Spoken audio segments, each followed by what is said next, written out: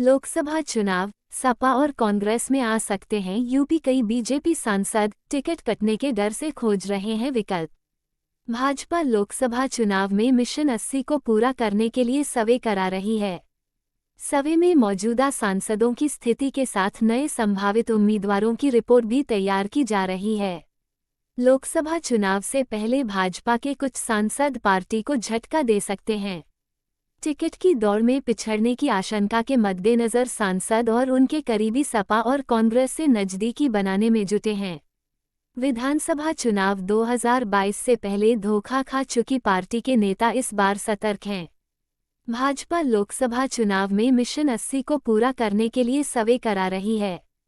सर्वे में मौजूदा सांसदों की स्थिति के साथ नए संभावित उम्मीदवारों की रिपोर्ट भी तैयार की जा रही है।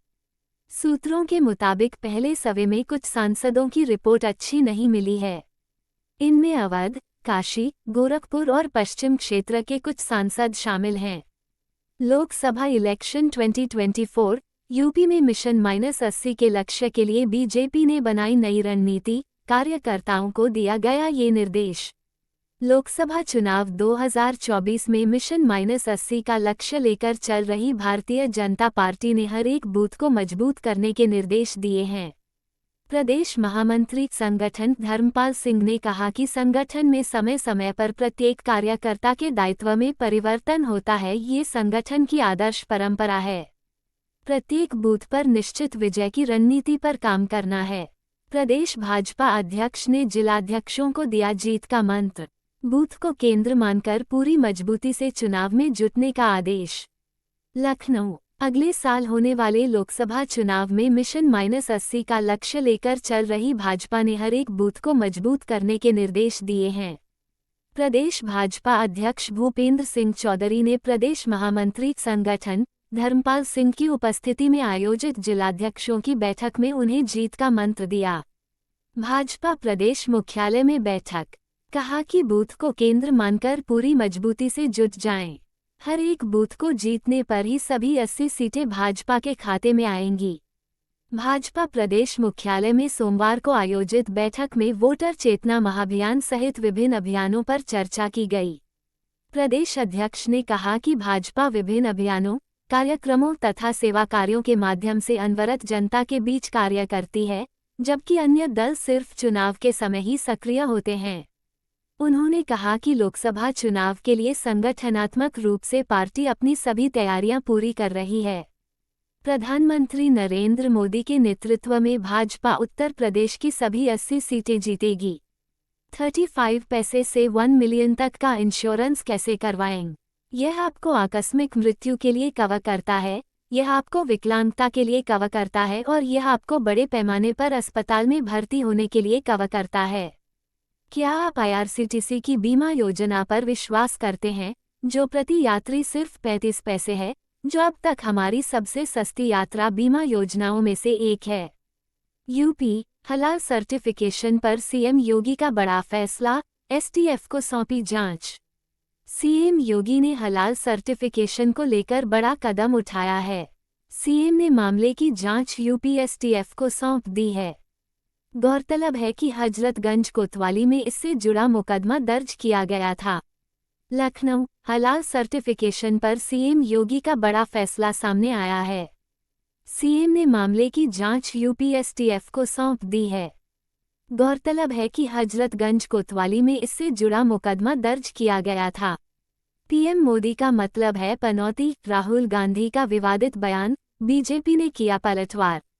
राहुल गांधी के इस बयान को लेकर भारतीय जनता पार्टी बीजेपी उन पर हमलावर हो गई है और उनसे अपने बयान के लिए माफी मांगने को कह रही है।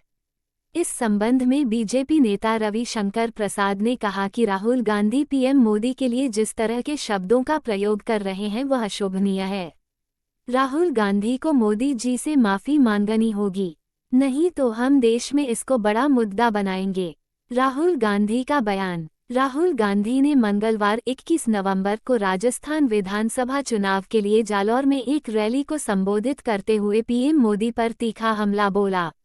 उन्होंने कहा, वह मोदी क्रिकेट मैच में चले जाएंगे, वह अलग बात ही कि मैच हरवा दें, पनौती। पीएम मतलब पनौती Modi. Fishing harbour fire, Visakhapatnam fishing harbour में बड़ा हादसा, बोट पर फटा सिलेंडर, 35 नावें जलकर राख। आंध्र प्रदेश के विशाखापत्तनम में मौजूद मछली पकड़ने के बंदरगाह पर भीषण आग लग गई है। इस घटना में 25 नावें जलकर राख हो गई हैं। आंध्र प्रदेश के विशाखापत्तनम शहर में मौजूद फिशिंग हार्बर में सोमवार 20 नवंबर को बड़ा हादसा हुआ। यहां फिशिंग हार्बर पर भीषण आग लग गई, जिसकी वजह से बंदरगाह पर खड़ी 35 मैकेनाइज्ड फिशिंग बोट्स जलकर राख हो गईं। आग लगने की शुरुआत रविवार देर रात हुई, जो सोमवार तड़के तक जारी रही है। इस पूरी घटना का वीडियो भी सामने आया है, जिसमें नावों को जलते हुए देखा जा सकता है।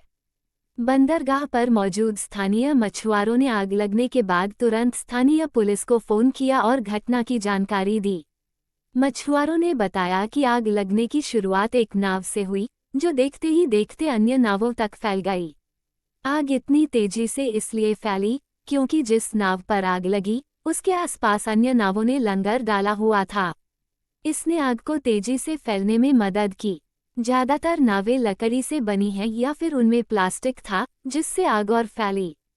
दरअसल, आग लगने की इस घटना के पीछे एलपीजी सिलेंडर का हाथ है। नावों पर रखे एलपीजी सिलेंडरों में जोरदार धमाका हुआ। इसकी वजह से अफरा तफरी मच गई। सिलेंडरों के फटने की आवाज काफी दूर तक सुनी गई। सिलेंडरों के फटने के बाद आग लगने की शुरुआत हुई, जो देखते ही देखते 35 नावों को राख करके चली गई।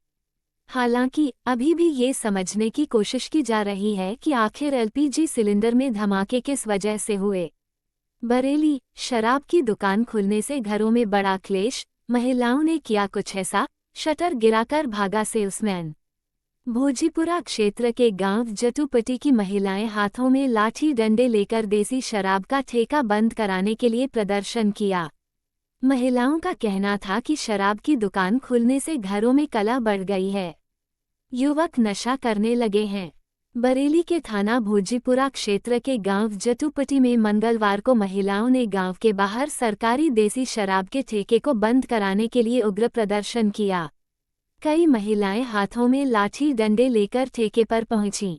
महिलाओं का गुस्सा देखकर सेल्समैन हरीश मौका पाकर दुकान का शटर गिराकर भाग गया।